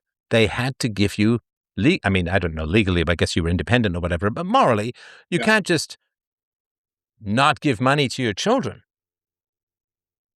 You know what? It was a whole nightmare situation, sir. It was not No, I understand great. that. You got to stop skirting around this stuff. I'm asking about your Yeah. parents. Of course, it was a nightmare situation. Your parents, were there any grandparents, extended family, anyone, friends, parents, anyone who could put you up, help you out? Was there any safety net that because if you're a parent, you got to build a safety net for your kids because shit can happen, right? You know what? When you're in that the funny thing is, when you're in that situation, you realize you're on your own. You're on your own, Sorry, and that's you what we realized as a realized. kid that, but that's not what I'm Yeah. asking. What I'm asking is, where was the grandparents, extended family, aunts, uncles, friends, parents, so that your parents would make arrangements so that you had and your brother had some place to live? I mean, it just wasn't there. My grandmother was, I think she was in her 90s at the time, and she lived in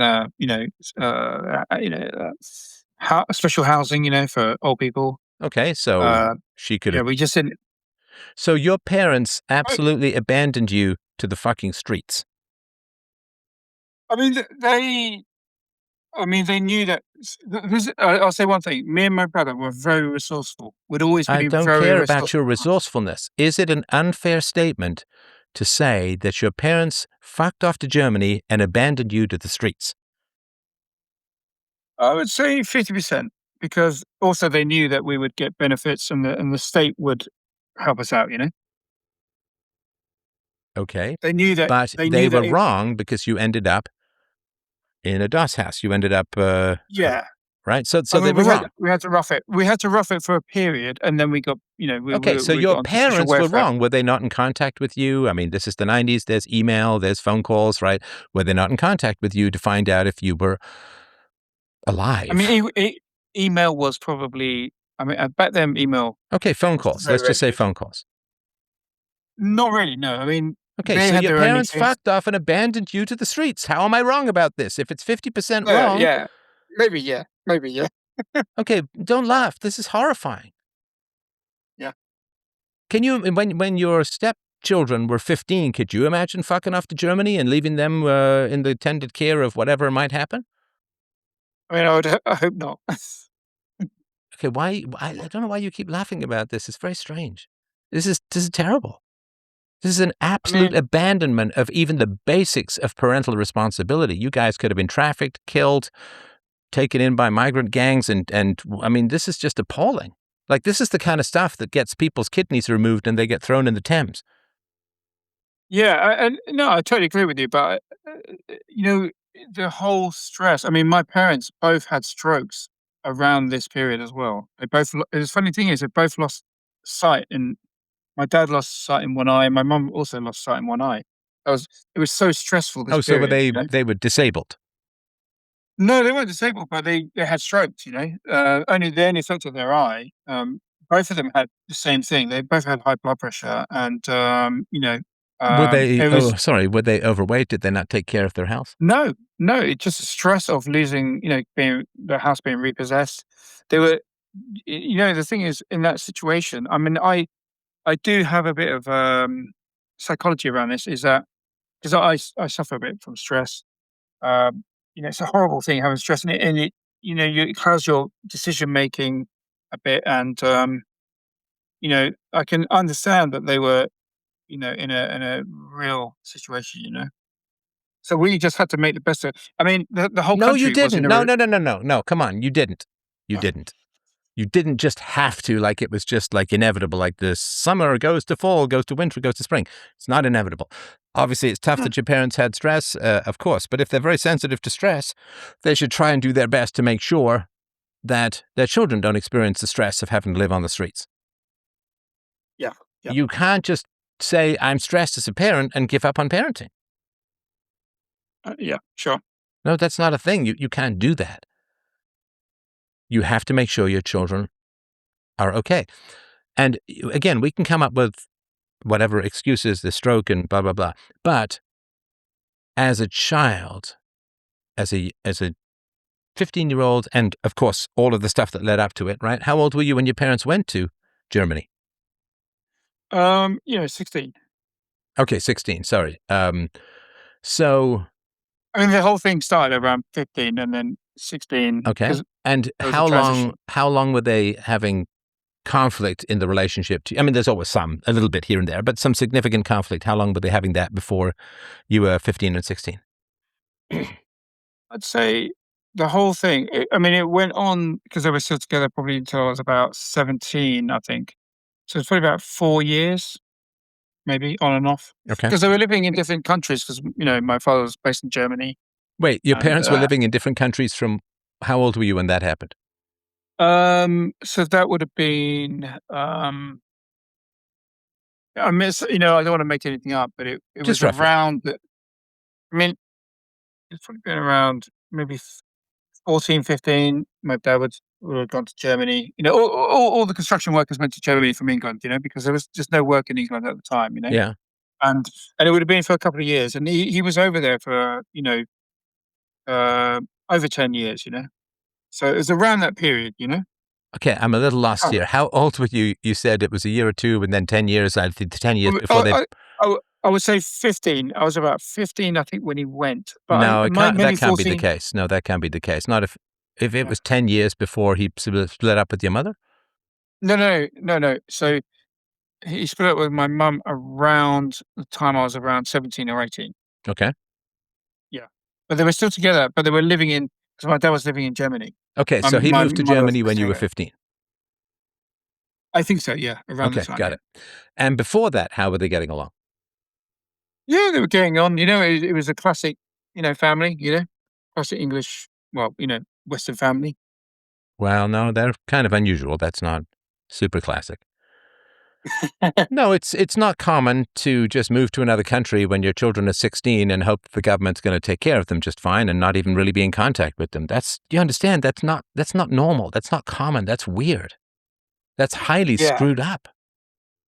At the same time, the business was going bankrupt. Everything was going. It, you had to be there. I mean, I'm not disagreeing with you, Steph. I mean, I've But been deadly ill. I got deplatformed. I mean, you don't just give up on parenting. I know exactly. Yeah, I know, and I'm really, I'm really admire you But bouncing what back. that means is that, thank you, but what that means is that you can't negotiate for shit. And I say that with sympathy, not as a criticism, any more than I can speak Japanese. I just wasn't taught it and I've never learned it. So you can't negotiate because parents just do shit and you just try and figure it out. You didn't have Yeah. any weight to negotiate with your parents. You couldn't negotiate with your girlfriend in France because she was bulimic and aggressive and violent, so you couldn't negotiate with her. You can't negotiate with this woman. This is the challenge, and this is why you're a senior programmer and not a manager, not a chief technical officer, because you don't know how to negotiate because as a kid, you couldn't negotiate with anyone. People just did what they That makes want, and you sense. just tried to figure out how to survive. You had no weight. This is what kills us in relationships, is feeling like we have no weight. People don't care. They'll do what they want, and we just make do. Mm. I don't have any weight. I can't. If I express my needs, no one's going to care. And it's a very real phenomenon. When I got deplatformed, I said, hey, people, would you like to come over to these new platforms? People are like, nah, it's a website over. Right? So I had needs. Right? And so Mm. in relationships, the question is, do we feel that people care about us? Do they care that we're unhappy? Do we care that our needs aren't being met? Do they care that we're not getting what we want? Do we matter to them? And it sounds like, as a jazz bassist, you couldn't get a foothold. You couldn't get a career. People didn't care. You were kind of replaceable. Your first girlfriend, I'm sure there were other girlfriends. I asked, didn't anyone intervene in your 20-year jazz odyssey off the Grand Canyon into nothingness? And you were like, nope. And it's like, so people didn't care. They didn't say, hey, man, we got to sit down. Like, what's going on with your life? I don't know what's going to get. You're not making any money. You're not making any progress. You're not writing any music. What's going to happen? Nobody cared. Nobody cared. Nobody invested. Nobody took time out of the day, ask you how you were doing, figure out how to make your life better. That's what friends should do. That's what family should do. They should sit you down and say, hey, how's your life going? Anything good, bad? I mean, we've been talking probably more reality in this last 45 minutes than most of your friends have had over 51 years, and your family for sure. Yeah, So you I agree. don't think, and how could you not think this? You don't think that you matter to people. They do what they want, and you just try to hang on and catch some scraps. and you don't have the weight to negotiate. And so you chose a woman who, frankly, doesn't care about your incredibly vivid, real, masculine, and legitimate needs in a relationship. And frankly, she doesn't even care about your health. Men need orgasms for health reasons. You can go look this up. You need, is it 15 or something? You need orgasms for your prostate health, for other kinds of health. You need that as a whole. So Yeah. she doesn't care. She doesn't care whether you're unhappy. She doesn't care if you're not getting your needs met. She doesn't care that it's a sexual relationship where she's withholding sex. She doesn't care. Now, maybe she's in constant pain. I get all of that, but you still got to talk about it, right? I mean, if you just decided, oh, I don't like working, I don't want to be a computer programmer anymore, I'm going back to jazz, and then you just gave her all of the Everyone works. expenses, if you gave her all of the expenses, what would she say? I mean, that just wouldn't work. I mean, it would be a disaster. Right. So you are not, if you decided not to hold up your end of the finances, she would freak out and get mad. And that's if you just missed a couple of pay stubs. But if for years and years and years she's not holding up, she's not even jerking you around, she's not holding up her end of the sexual bargain of monogamy, and she's not saying anything, and how could you say anything? Your parents didn't care about you. Your family doesn't care about you. Your friends don't care about you that much. Your brother doesn't seem to draw you up short and say, or your brothers or your siblings and say, what's going on and all of that kind of stuff. And I don't say this as a criticism at all. I say this with great and deep sympathy, that you are a convenient workhorse that does what's necessary and nobody cares to check in on. And so you can't go with that perspective. And again, I say this with sympathy. You can't go to your girlfriend and say, yeah, this is not working for me. Like, this is supposed to be a sexual relationship. I'm not 90 and this doesn't work for me. Like, because you're concerned, and you're probably right, that she'd just say, well, fuck off then. Right? If what I have isn't providing, sorry, go ahead. No, exactly. Yeah. I mean, I don't want to rock the boat, I want to get, I don't want to cause any stress in that department. But also, Steph, on a positive note, you touched on the CTO part. How can I On the what part? change on the positive aspect? How can I change? I want to become a CTO. What do I need to find do? out in your relationship. Sorry to interrupt. You find out if people care about you. Because if there's Right. this undercurrent in your relationships that you don't matter, your needs don't matter, your preferences don't matter, you'll just show up and you'll smile and you'll do what people expect, and you'll never ask for anything, you'll never demand anything, you'll never thump the table or raise your voice, not that you have to in a relationship necessarily, but you'll never be emphatic about what you need and what you want. Well, if that's in all of your relationships, I can't say boo to a mouse because I'm going to get kicked out of my cot. I'm a 51-year-old senior programmer who sleeps like an enlisted man in the First World War. Next thing, you're going to be digging a trench in the backyard and sleeping in a little lean-to down there with rats and cheese. So if you have in your relationships this fundamental undercurrent that you don't matter, everybody else does what they want, and you just try to make do, and you don't complain, and you don't say anything, and you're not honest, if that's washing away your sense of self, which is why you take orders from your girlfriend and you take orders at work. The idea of giving orders, if you want to be a chief technical officer, and I say this with some experience, you got to be able to give orders. You got to be able to impose your will. You got to be able to lead people. But how can you lead people? How can you lead anyone if all you do is obey orders and not raise a fuss? You can't be in charge of anyone or anything if you're pushed around by a creaky woman in her mid-50s with arthritis and a dry vagina. Amazing. And men sense that about you, bro. Men and women sense that about you. Which is, you will put aside all of your needs and preferences just to get some residual scraps of moldy affection. Yeah. So do you think I have to sort out my relationship first, and then that will compound, that will have a kind of you need to compounding effect? stop lying. and I'm not trying to call you some big stinky liar, but you have needs that you do not express. That is lying. I agree with you 100%. So 100%. I'm the moral guy, and I'm the moral philosopher, and honesty is the first and most essential virtue. You need to Yeah. stop lying. You are pretending you don't have needs when you do. You're lying because you're thinking you have needs, you're discontented, you're unhappy, and I sympathize with all of that.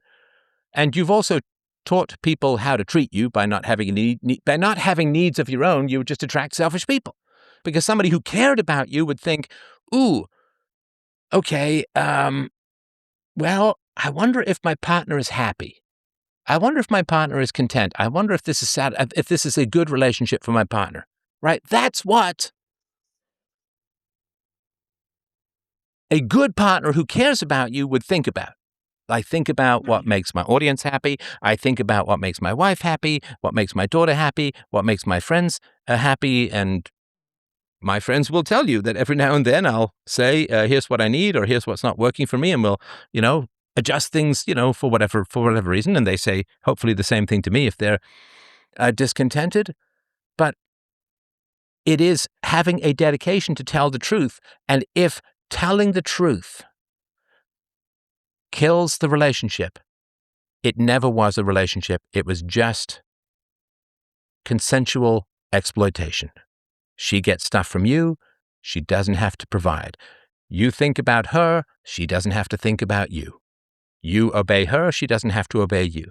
You don't tell the truth to her. She doesn't bring it up either. So there's just this big void in the middle. You can't have a relationship without expressing your needs, because you don't exist in a way in the relationship. Expressing needs is how, freedomain.com/donate, expressing needs is how we show up in relationships, because people have to know us. They have to know us and they have to care about us. But if we don't ever express our needs, how much of us do they know? Like, imagine if your girlfriend, this is the sort of typical thing that men complain about, right? So they say, hey, let's go out for dinner. And then their girlfriend says, sounds great, I'm starving. And then the guy says, where do you want to eat? And what does she say?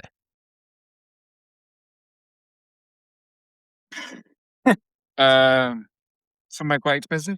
No, she will often say, oh, I don't know, you decide. Oh. Okay, let's do Chinese. No, I don't really feel like Chinese. Okay, how about Greek? No, it makes me a bit gassy, right? And it's like, okay, then tell me what. No, it's fine. You choose, right? So if the woman never expresses what she wants, is she there? Not really. Because we want to make our partners happy, which means we want to give them what they want, obviously within moral reason. And if they never tell us what they want, they're kind of not there. I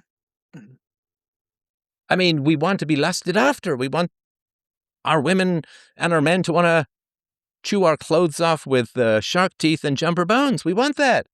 And if it's just like, well, okay, if you want to, I guess it's okay, right? Then you might as well bang a sack of potatoes with that much participation, right?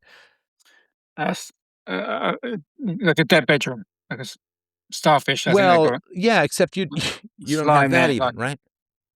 And you what's it have called? They just that. lie Sorry, there. go ahead. Well, they just lie there like a dead corpse.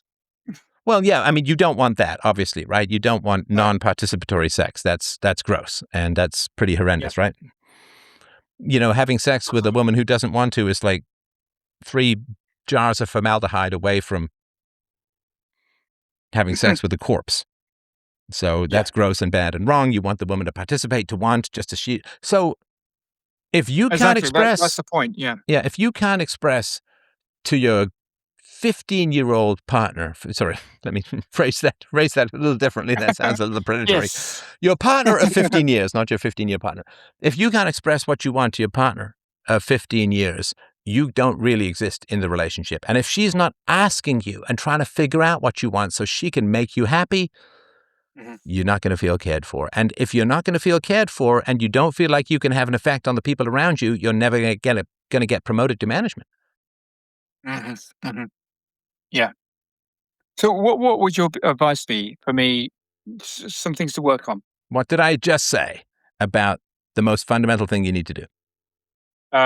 basically tell my partner that, you know, be decisive in Tell the what truth. I want. Yeah, tell the truth. Sorry, stop lying. Stop lying. Yeah, stop lying by omission and stop pleasing Yeah. people out of fear that they're going to reject and abandon you if Mhm. you actually ask for what you want, they will reject and abandon you. And listen, Yeah. this is a male fear. This is not a small male fear. You are far from alone. I don't want to sort of single you out and get you out of the way from the herd or anything like that. Men are frightened of women. Men are frightened of Yeah. women. It is a fact because women hold well, not for you, I guess, but genetic continuity or the end of our bloodline. And so men are scared of women.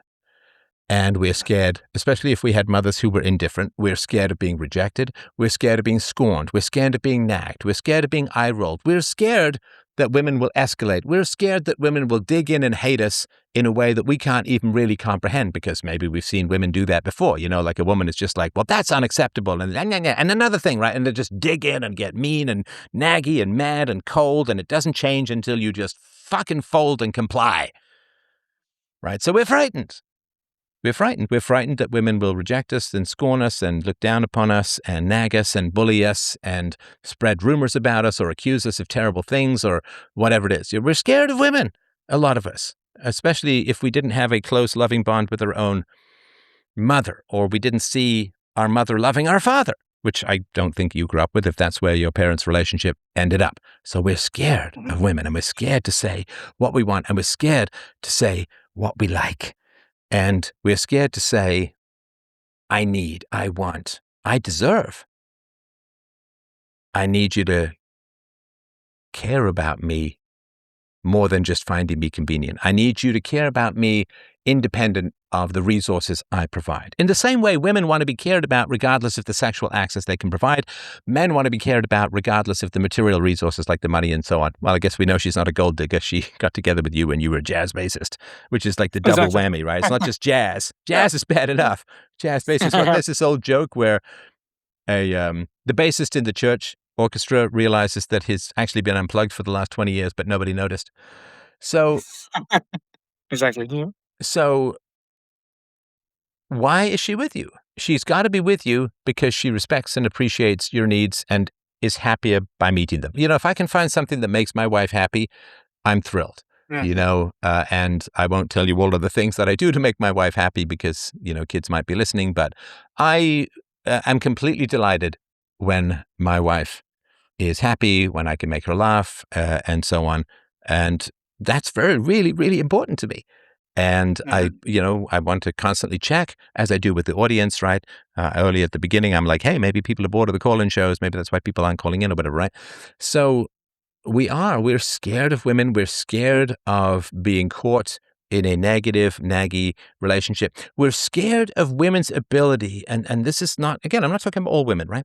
We're really scared of women's ability to just become bitchy and stay bitchy, right? Like every man is terrified that a woman might just stop wanting sex. Then what? Well, you're in that situation now, of course, right? So men generally, I'm not very good at holding grudges. In fact, I'm really bad at holding grudges. And my wife, though not at all negative in this way, she remembers, man, she remembers. I'm like, hey, why don't we see this person anymore? And she's like, boom, boom, boom, boom. This is what happened. This is what happened. I'm like, oh, yeah, thank you. I forget. Because men, we've got to fight, right? And we have big, strong disagreements. They might even come to blows. And then what do we have to do? We got to get up and go back to war, or go hunt, or go play sports. So, you know, you fight hard and you shake and make up. Isn't that what you learned as a kid? Yeah. Yeah, women don't do that. Most women don't do that. Most women do not do that. Most women aren't taught you fight hard and then you shake hands, you make up, and you're friends again. I mean, I've seen boys when I was younger, they'd have knockdown, drag out fights, and like half an hour later, they'd be laughing about it. Absolutely, yeah. And that I've is always not been, right. So we get a real strong sense that women as a whole, not all, but women as a whole, they can hold a grudge till it grows a beard, till it has multi-layered descendants, right? So they can hold a grudge like Genghis Khan can hold the fucking continent. And so the fear of triggering a negative response in a woman that turns hardened and permanent is frightening to men, and it's foreign to our mindset, which tends to be forgetting. It's not even like we forgive, we just forget. I just forget things. Oh, why was I mad at this person? Oh yeah, that's right. I just forget.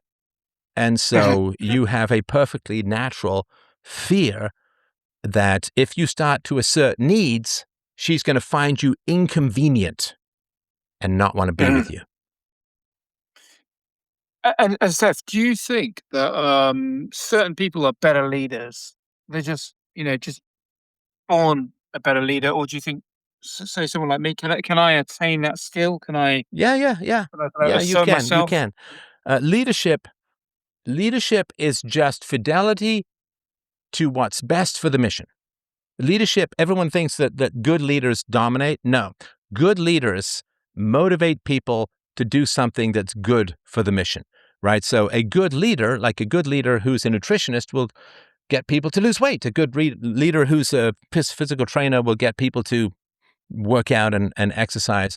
And so if you care enough about what's best for your business and you see things that can be improved, you need to say stuff, but you're not used to imposing your will because you couldn't impose your will as a kid or in your 20s or your 30s or your 40s, and now even into your 50s, you can't impose your will. So you're just used to, well, someone else will handle it. I'll just put my head down. I'll get my work done and so on. Leadership is, I care enough about the mission to cause problems. I care enough about the mission to upset the apple cart. So if you're going on some raid in a war and somebody forgot the ammo, you say, whoa, back up. I care enough about the mission that we've got to go back and get the ammo. And who was the idiot who forgot about it? And let's not do that again because it's going to get us killed, to take an extreme example, right? You care enough about the mission to piss people off, to annoy people, to not necessarily get in their faces in a hostile way. I care enough about the mission of reason, evidence, philosophy, virtue, integrity, rationality, and peaceful parenting to annoy people. Like, I have been fairly blunt with you, I hope in a respectful way, because I have great No, sympathy for absolutely. you.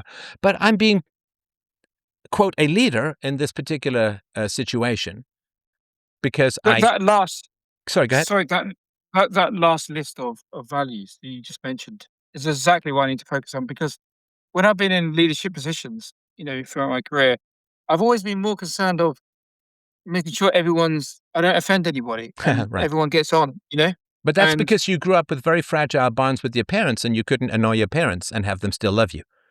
Because, I mean, if you have teenage kids, my daughter's great, but, every now and then she'll do something that annoys me, usually when she's right about something that I'm wrong. So, but she knows that there's nothing she can do to disturb or break my love for her. And it's the same thing with my wife. And so, to be in relationships where you can be honest and blunt, and the relationships get stronger, not weaker, stronger. We're always concerned that if we tell the truth and show our needs, the relationships will evaporate. Well, if they do, they're not really relationships. But imagine if the only way for your girlfriend to be happy was for you to express your legitimate, genuine, and deep needs. And even if they're not legitimate, just express those needs. Imagine if that's the only way that she would be happy and nothing else would do. Now, you care about not upsetting people because when your parents were upset, they left you and your brother to the streets and went to another continent. So you can't upset people because when people are upset, they lose vision in one eye, they get strokes, they lose their house, they leave the country, and you end up roaming the streets about to be pulled up by some Charles Dickens child crime gang or something like that, right? So you can't impose your will and you can't bother people because when people are bothered, they abandon you. And again, I say this with great and deep sympathy. But, in the 35 years that you have left on the planet, you don't want it to be like the last 35, bro. I'm telling you, the joys of compliance diminish rapidly in your 50s. Rapidly.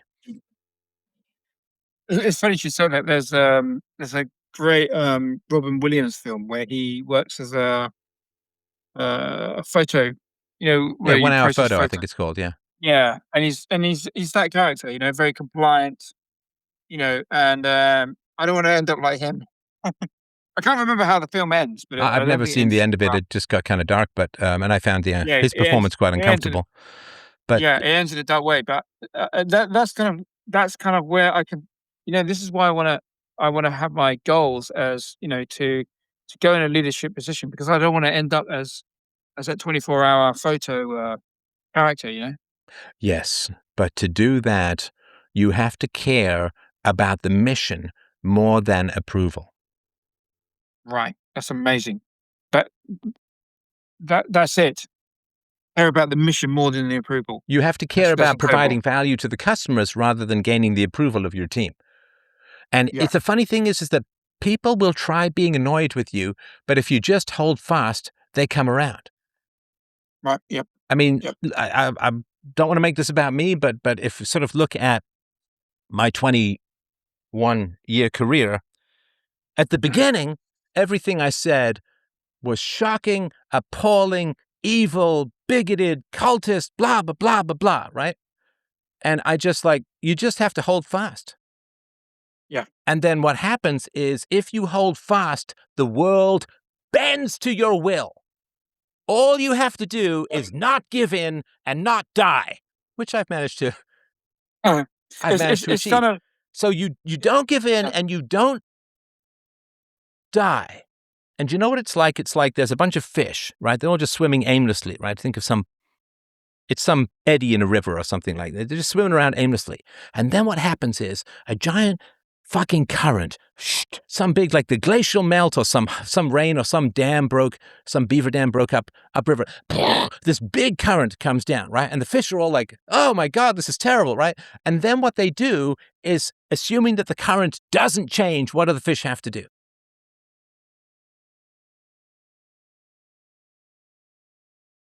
They have to adapt to the current. Yep. They have to swim with the current because the current isn't going anywhere. The current is now a permanent thing, at least for the mind of a fish, which is obviously fairly moment by moment. So you 7 seconds. just have to will things. Don't give in, accept the reason and evidence. Don't give in and don't die. And the world will wrap around you. The world will bend to your current. Most people don't have a will. They have resentment, they have annoyance, but they don't have any will of any kind. You just have to will things. Evil people will things all the time. Good people have to just will things. Stay alive. Don't change. And now, all of the stuff that was just the most appalling stuff that could be conceived of when I started is now common parlance and common knowledge. Like I talk about IQ in Africa, there was just a study that was done by Africans themselves saying, this is terrible, this is totally wrong. And they applied all of these IQ and intelligence tests, and they got an average of 69 and change. Mm-hmm. And this is all discussed about, this is all talked about, this is all like, when I was talking about the genetics of violence, appalling, the worst thing ever. And now it's, at least on X, it's common knowledge, it's talked about. The voluntary family, or what's called going no separation, was the most evil, culty thing, that you don't have to be in relationships with relentlessly abusive people. Now it's talked all the places. It's not horrifying. You just have to plant your fucking flag in the ground and don't move it. And the country grows around you. Yep. I think that, did you see that interview the other day with Musk and the female journalist? And Musk, she tries to say, the right have gone, they've gone extreme right, and he's saying no, the problem is the they're the right are normal people, you know. Yeah, yeah, You're basically saying normal people are the right. yeah. And she was I just a don't know. regurgitator of propaganda. This is the woman who said, all these people have died from Doge. She says, zero. I mean, there's a great quote where he says something like, so when you start taking away money from scammers, do you think they say, oh, you're right, it was a scam? They say, no, all these terrible things are going to happen, blah, blah, blah. 0 people have died. Yep. And he said, Yeah. so let's say that the Doge money stops. There's tons of other Mackenzie, Bezos, and the Bill Gates Foundation. They can all step in. They got hundreds of billions of dollars. They can all sort it out. Nobody died because of Doge. Right. And it was all moved to the State Department. And all that happened with Doge was they said, hey, can you tell us what you're using the money for? And if people didn't reply, they cut their funding. Perfectly fucking reasonable. But this absolute hag, this absolutely evil woman who's come absolute child of privilege. She went to an expensive boarding school. She's an absolute tool. of the powers that be, and she has the Let- nerve to go to someone like Elon Musk and try to lecture him on what's best for the world. How many jobs has she created? She just took over The Economist and drove it into the fucking ground. I used to like that magazine. I subscribed to it like a total nerd as a teenager, actually. I couldn't afford that. That was later, but I would go to the library and read it. As a student, there was free subscriptions or cheap subscriptions for students, and she just completely destroyed that magazine. It was absolutely appalling. Now, he can't even go as far as he needs to go with this kind of stuff, and I understand that. He's got fiduciary responsibility to a shareholder, so he can't blow all that stuff up. But seriously, when it comes to life, like if you want to be a boss, all you have to do is figure out what's best for the mission and make it happen. And you just have to look at people's upset, like you're looking down. I have this image in my head sometimes, like I'm in this tall lighthouse, big beacon out to the future. I look down, and there's some waves crashing against the base of the lighthouse. Who gives a shit? It's just people's it's just people's whiny little bullshit that happens. And listen, I have whiny little bullshit myself sometimes too, so I'm not putting myself above humanity in any fundamental way. But you just have what's best for the mission and just make it the fuck happen. And people will complain and they'll bitch and they'll moan and blah, blah, blah, blah, blah. Well, it's just waves crashing at the base of the lighthouse. They don't add up to anything. Most people aren't going to add up to anything. They're not going to leave any kind of footprint in the world other than perhaps genetically. So you just have to figure out what's best for the mission, work it out in your head, make it happen. And if people complain, who cares? You know, when you start working out, if you haven't worked out for a while, your muscles are going to complain, right? I mean, you got tubby and now you're aiming to be untub yourself. So if you go and you haven't run for a while and you go and run, your knees are like, fuck off, and your hips are like, fuck off, and your ass is like, fuck off, right? And you're like, no, we're going to go for a run, right? Everything complains when it breaks inertia. Everything creaks and groans when you start to make it move. And so when change comes, people creep and groan and bitch and complain and blah, blah, blah, blah, blah. It's natural. It's natural. You know, like if you ever had to turn and open an old door, you get that squeaky shit, right? Everything that changes complains. Everything that moves forward complains. And it's just noise. It's just noise. It doesn't matter. It doesn't mean anything relative to the mission as a whole. What matters is we make the world a better place. If that's productively and economically, that's fine too. I'm aiming at the morals, which is the root of things for me. People are going to bitch, moan, and complain. Of course, parents who were shitty to their children never knew that the internet was going to bring along the concept of the voluntary family and of defooing. Okay, I get that, sure. And when I was a kid, people who were assholes to their wives didn't know that divorce was going to be legalized, made easy, and subsidized. Yeah, too fucking bad. Live by principles, and then you don't fear moral growth. Live to be a good person, then you don't care if moral growth happens. So when I was a kid, the guys who were assholes to their wives and their wives, as soon as it was feasible and possible and legal, they dumped those guys' asses and went to live on their own. This is what my mother did. My mother dumped my dad and came to live in England on her own. And if my dad had been a better father and husband, she might not have done that, of course. If he'd been a better person, she probably wouldn't have married him or he wouldn't have married her. But yeah, so all the people who owned slaves hated the end of slavery. I get it. I understand. You know, all of the people who were aristocrats hated the end of aristocracy. All of the people who ran horse and carriage hated the advent of the car, and they all bitch and moan and complain. It's just noise. You can't have progress without the creak of people complaining. Who gives a shit? We got to progress as a species. We have to progress because we got all this power. We got to have virtues to match. So if you want to become a CTO, great. The price for that is stopping being afraid of your girlfriend and being honest in your relationships, caring about the mission more than you care about people's idiotic, petty disapproval, and just get shit done. Thanks, Steph. Thanks very much. You're very welcome, brother. I hope you'll keep me posted about how it's going. And if you want to set up a call, of course, call.freedomain.com. So yeah, wordwardebate.com. I'm sorry for the people who I didn't get to tonight, but this seemed like a very important call. And they all are, but this one I think had to go right to the root. So freedomain.com/donate to help out the show. Massively, deeply, and humbly appreciated, of course. I love you guys for these great conversations. I feel incredibly honored and grateful to have these conversations. And thank you so much for this incredible life of changing the world. It means the world to me, and it means the absolute salvation of the future over time. All right. Talk to you soon. Bye.